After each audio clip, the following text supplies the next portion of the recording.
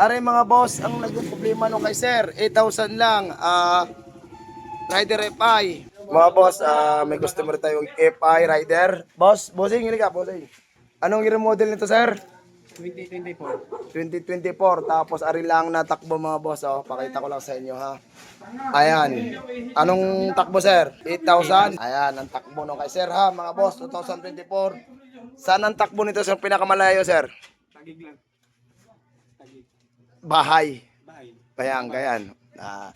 Ang nangyari kay sir, overhaul kami kasi nga tumunog ng hindi maganda. Sabi ko, rad, pinacheck na to ni bossing sa akin. Sabi ko, connecting rad yan. Bago pala tayo mag-discuss din sa problema ng kay sir, shoutout ko pala yung customer kong, Dal, taga saan kayo, Dal? Cavite. Ayan, Cavite, refresh naman ng kay Idol. Ayan, patapos na. Ang dami lang talaga sira, Idol, no? Ayan. Yun, sila Idol, dumating. Shoutout, Idol. Ayan. Are mga boss, ang naging problema nung kay sir, 8,000 lang. Rider FI. Ito mga boss, ang naging problema. Ayan. Ito, pinacheck na to si Ibo sa akin. Nagpunta na ni si Sir Diga, sir. Nagpunta na siya nung nakarang linggo. Ang naging problema ay ito nga, sabi ko overhaul kasi rad ang may tama. Ngayon inagapan niya agad, patingin ako ang block ban. Ayan, pag-aagapan niyo agad, hindi masisira ang block. Ayan. Goods po ang block ni Sir, pwede pang gamitin. Kahit kunting may gas-gas ng konti, wala namang problema yan. Basta wag lang naubos, wag lang nakayod. Goods po ang block.